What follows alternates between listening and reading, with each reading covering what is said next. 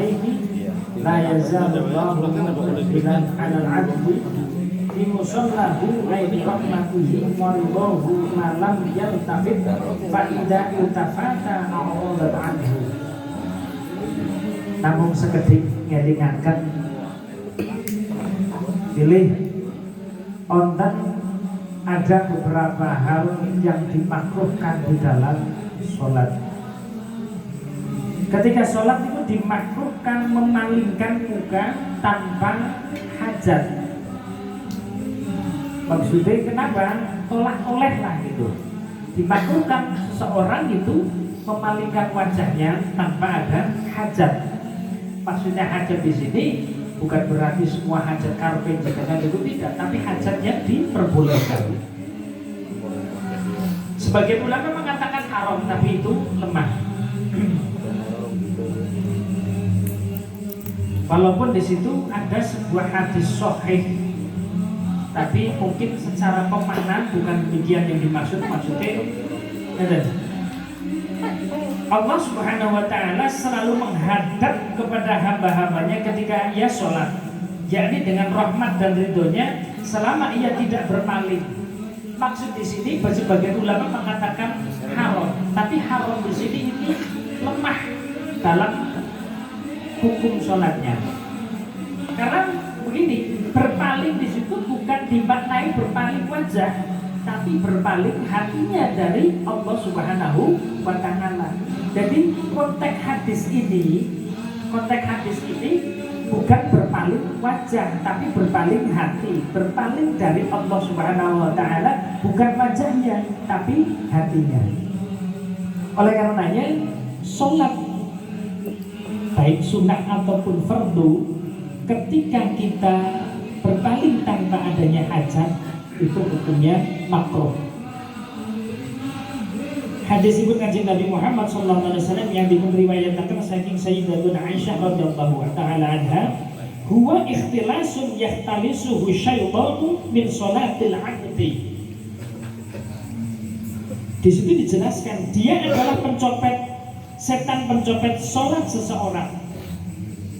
Maksudnya itu nopo? Copet itu kan mengambil jupuk badane wong. Dan di sini diibaratkan ketika sholat ini berpaling muka, di situ seperti halnya orang yang kecopetan. Sholat kita diambil. Maksudnya di situ tanpa hajat. Berikut, fala yukrahu li hajatin kama la yukrahu mujarradu lamhil aini. Menoleh wajah tidak dimakruhkan ketika ada hajat. Demikian juga melirikan wajah, melirikan mata maksudnya. Dulu Nabi Muhammad SAW juga pernah melakukan hal tersebut. Dalam sebuah perjalanan, beliau mengutus seorang prajurit berkuda di sebuah jalan di bawah bukit untuk menjaga lalu lintas beliau ketika sholat. Rasulullah itu pernah utus salah satu sahabatnya untuk menjaga kawasan di sekitar tersebut ketika Rasulullah menjalankan sholat.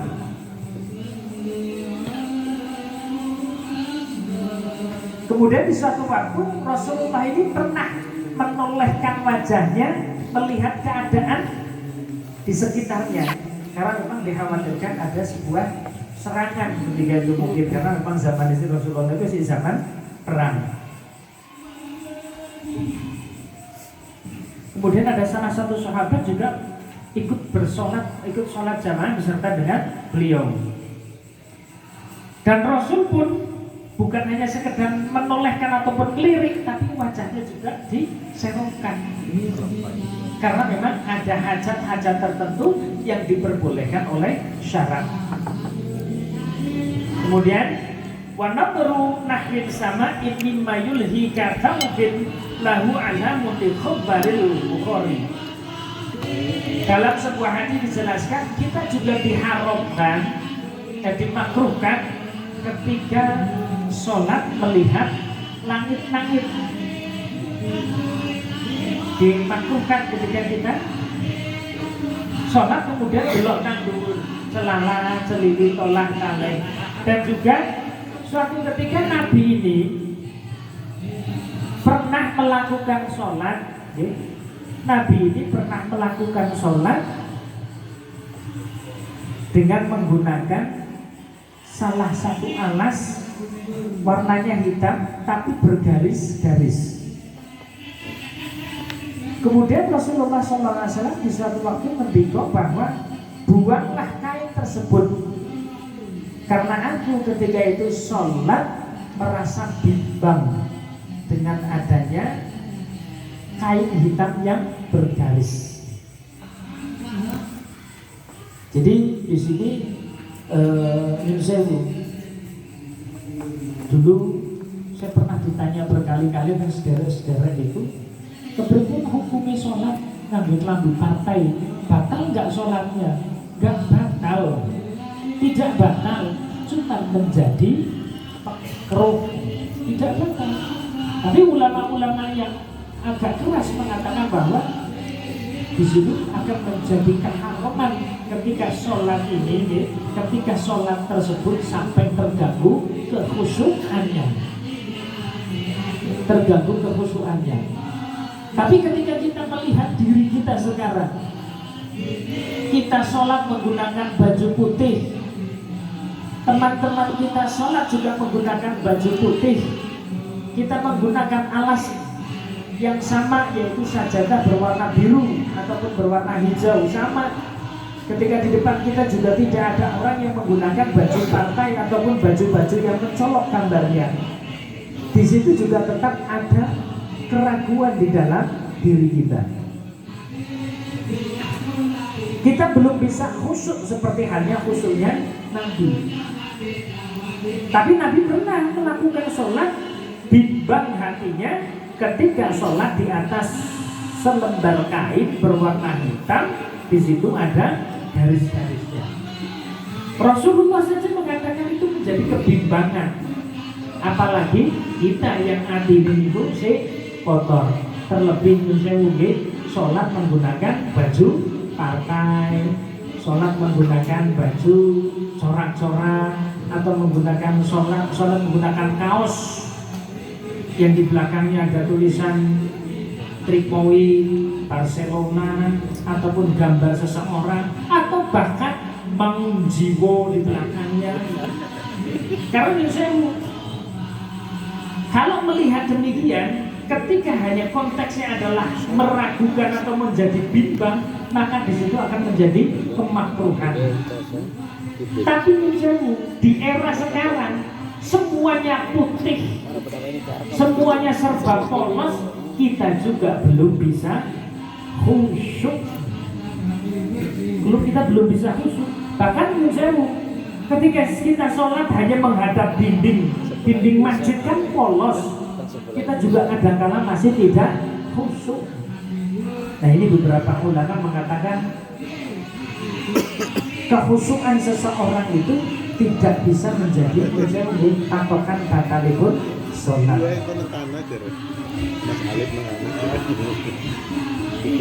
Wamin sama kurihat aidan fi mukhattatin au ilaihi au alaihi li'annahu yahillu bil khusyu'i. Tidak berangkat. Berarti dimakruhkan sholat memakai pakaian yang bergaris-garis ataupun bergambar. Kemudian seseorang itu menghadap pakaian tersebut atau sholat di atas barang-barang ataupun sebentuk sajadah yang berbentuk atau bercolak. Ini makruh. Tapi karena apa? Lakukan makruh itu nopo? Sebab dadekaken boten khusyuke sholat, menjadikan tidak khusyuknya sholat. Nah sekarang kulon jenengan sami bukan gambar, bukan garis-garis, bukan corak baju yang menjadikan tidak khusyuknya sholat kita. Karena memang diri kita sendiri belum bisa menjalankan sholat dengan khusyuk. Kadang-kadang malah suara. Ketika jenengan sholat isya malam hari, kemudian jam 2 dewean sholat isya, kemudian dilanjut dengan tahajud, semuanya remang-remang, tidak ada gambar, tidak ada garis-garis. mung wonten suara gredeg niku mawon kira-kira kula jenengan sami khusuk boten salate. Nah, suara yang demikian itu juga menjadi kemakruhan, tapi bukan karena suaranya, kitanya sendiri yang ragu ataupun mang-mang ing dalem nglakoni salat. Makruh niku balekaken nang awake dhewe. Kembalikan ke kita, karena kita belum bisa belajar khusyuk. Nah, ketika kita menyandarkan kepada sesuatu yang menjadikan tidak khusyuknya sholat, maka semuanya akan menjadi makruh.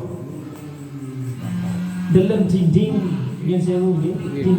masjid yang dicat putih, kok teng mriku wonten semut bergul, katakan dinding itu berlubang. Ih, bodong. Ayo sing kira-kira bolongi dinding masjid tersebut. Otomatis sholat kita khusyuk apa boten? Boten, karena kita memikirkan dinding tersebut. Padahal dinding tersebut polos warnanya putih. Jadi jangan kita telan mentah-mentah sebuah hadis tersebut. Memunculkan sesuatu yang menjadikan kita mang-mang, menjadikan kita tidak fokus, itu bagian daripada makruhe sholat. Jadi balekaken teng awake dhewe, oh ternyata aku sholat dikiraken utang nang masjidin, iki makruh berarti. Makruh napa? Mikiraken utang. Lajeng napa malih? Pemean urung ditasi, udu pemeane sing makruh niku. Tapi pola pikir ataupun napa nggih, ati pikiran kula jenengan sami yang tidak bisa fokus terhadap sholat kita. Jadi banyak hadis yang menjelaskan tentang makruhnya sholat, dan salah satunya adalah pakaian. Tapi kita tidak bisa kemudian menyalahkan orang-orang yang menggunakan baju batik. Indonesia memang ya khasnya adalah batik. Kemudian nyun sewu, ketika kita ziarah menggunakan rompi mangun jiwong, bareng-bareng kan ingin ziarah sholat, baik sholat sunnah ataupun sholat fardu. Apakah baju itu kemudian menjadi makruh? Apakah kita menggunakan baju tersebut menjadi makruh? Jangan makruhkan bajunya, tapi makruhkan hati kita yang tidak bisa khusyuk. Jadi nek ngoten niku kan mboten nyalahaken nang wong liya. Oh, gara-gara Pak Waluyo nganggo klambi partai yang salate dadi orang khusyuk. Jajal Pak Waluyo angger orang nang kono, sekalipun Pak Haji Waluyo menggunakan baju putih, hati kita juga kadang-kadang tidak bisa khusyuk. Dalam lambine Pak Waluyo, ih apik ya, mereknya kardinal. Kira-kira Pak Haji Waluyo tuku nang dia, padahal bajunya polos putih bersih. Mau nonton tulisan kardinal, kardinalnya juga putih. Apakah salah Pak Haji Waluyo ketika kita melaksanakan sholat tidak khusyuk? Bukan salah Pak Haji yang menggunakan baju putih, tapi salahkan diri kita yang belum bisa menjalankan sholat dengan khusyuk. Kemudian nombor malih, kita juga diharamkan meludah di dalam sholat, dimakruhkan, sebagai ulama mengatakan haram. Tapi ketika kita dihadapkan dalam suatu hal yang sulit, kita boleh meludah, tapi yang penting tidak ke arah depan ataupun ke arah kanan. Kita boleh meludah ke arah kiri. Dan seandainya di sebelah kiri ada orang, meludahlah, itu ketika meludah yang diperbolehkan itu ke bawah, ke alas kaki. Tuh. Jadi dan di situ meludahnya juga sesuatu hal yang tidak menjijikan dan akan hilang dengan sendirinya. Yang saya ucap itu hanya sekedar teriak-teriak air, bukan apa-apa. Tapi yang jenengan meludah di masjid dilarang. lagi watuk minum kocok kalau itu saya ini kudu kula terangkan. Maka riak kita, ludah kita tidak hilang dengan sendirinya, itu menjadi haram, nggak boleh gitu. Jadi nyun sewu kula jenengan sami nang masjid itu cok niku mboten parah. Dan beberapa ulama mengatakan bai'un, jual beli haram hukumnya seseorang ini berniaga di dalam masjid haram. Napa malih nganti tuku rembugan rumah nang masjid. Sewu per Jumatan, urung iki Jumatan iki dilalah Mas Min ngobrol karo Mas Bambang nyang-nyangan roti ke bojo karo ulang tahun Mas. Sepakat pira 200 jalan 175 ora netek pira jare 150.000 dil di saat menjelang sholat Jumat atau sholat fardu yang lain tapi di dalam masjid. Orang yang melakukan jual beli di dalam masjid haram hukumnya. Dalam sebuah hadis dijelaskan bahwa Nabi pernah berdoa kepada Allah Subhanahu wa taala ketika ada seseorang yang berjual beli di dalam masjid, doakan agar tidak mendapatkan untung. Saking ngati-ngati ini pun Kanjeng Nabi untuk memuliakan masjid. Dalam hadis lain juga dijelaskan bahwa kita tidak boleh pipis di dalam masjid sekalipun itu di dalam spot. Bukan parah, walaupun itu di dalam spot, tapi kayaknya ya orang yang muja-muja Mas Gutu mau masjid, ya spot terus kuliah di masjid, ya orang mungkin lah. Atau bahkan membawa sesuatu yang di situ ada najisnya, sandal contohnya, yang sekira tidak dibungkus atau tidak diberi pengaman agar najis tersebut terjaga ataupun tidak jatuh ke dalam masjid. Bilo hati-hati lek nyebrang masjid itu, lek nggawa sandal becik niku lewat tinggi. Berikutnya masjidnya saged los ngetan ulon niku saged. Niku kedah dikreseki. Lah waktu teng Mekah kan sami betone masjid iki, beton-betone sandal niku kepripun? Boleh membawa sandal ke dalam masjid ketika sandal tersebut dibungkus dan bungkus saya boten rembes datang perkara sing najis, dalam hal ini menggunakan plastik.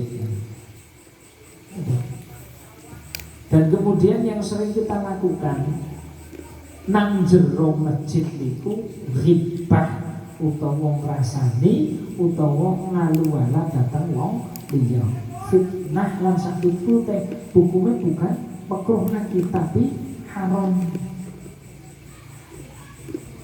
Berikut apa namanya, haram hukumnya seseorang yang ribah ataupun ngrasani wong liya ing jroning masjid. Iki ada catatan yang harus kita jalankan. Ada kewajiban bagi kita. Wa yajibu ikhrajun najasin minhu fawran ainiyah. Kula lan panjenengan sami ada satu kewajiban untuk membersihkan najis di dalam masjid sekalipun itu sudah ada marbotnya. Wajib loh hukumnya. Ya set ning nyun sewu kadang-kadang saya sendiri juga sering teledor. Abang-abang sudah ada santri sing dijaga untuk membersihkan masjid atau menjaga masjid, akhirnya nyun sewu kan sinten nggih yang jadwal ngasto kebersihan hari ini untuk mensucikan masjid, coba cari betul-betul. Itu sebetulnya bukan orang lain. Siapa yang pertama kali menemukan najis tersebut, ambil kemudian sucikan. Nah, cara mensucikannya itu tidak gampang. Kita ambil kertas ataupun tisu, ambil tai ceceknya ataupun bersihkan dulu najisnya, dicion, dibuang najisnya, dikun gosok sampai tidak ada bau, warna dan rasa. Kadang-kadang nyusul kalau saniki penting dijiot wonten tembelek cecek langsung disiram taine dilegowo ya kira najis kabeh. Bila ketika ada najis di masjid, ambil dulu najisnya kemudian keringkan baru disiram. Ini bukan tugasnya marbot loh, tugasnya kita, kewajiban kita ketika melihat ada najis di dalam masjid.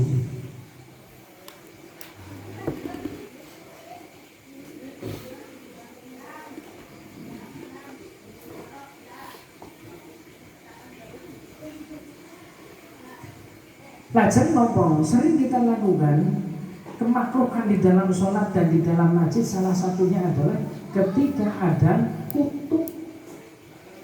Ketika ada kutu, kemudian karo-karo krep adalah tiba jenengan nyeker kutu pas waktu sholat itu jangan dibunuh karena nanti akan memunculkan najis.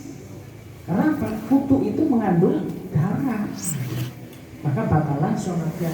Dan ketika kita membunuh kutu, kemudian kutunya kita buang di masjid, menurut Imam Nawawi itu makruh, tapi menurut Imam Jawahir hukumnya haram.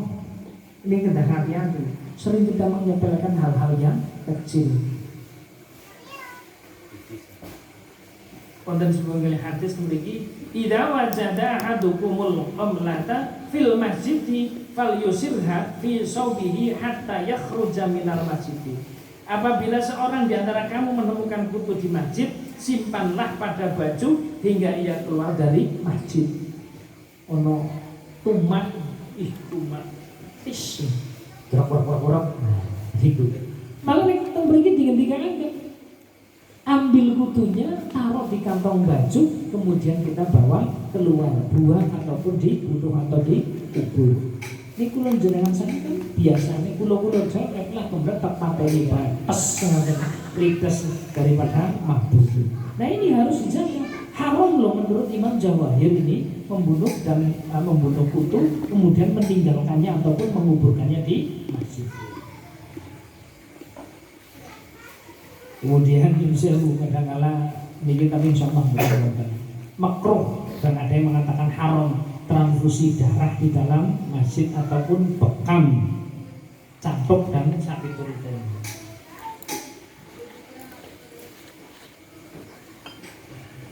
Itu beberapa hal yang kula aturaken dengan panjenengan sebagai mukadimah ataupun ngulas materi yang dulu pernah dibahas, tapi lebih spesifiknya adalah memiliki tentang kemakruhan seseorang ketika menjalankan sholat dan makruh ketika kita melakukan beberapa hal di dalam masjid. Pertemuan mungkin saged kemangkangan dan menjadikan wawasan bagi kita agar kita dapat beribadah lebih baik. Amin. Amin. Monggo kalian silakan.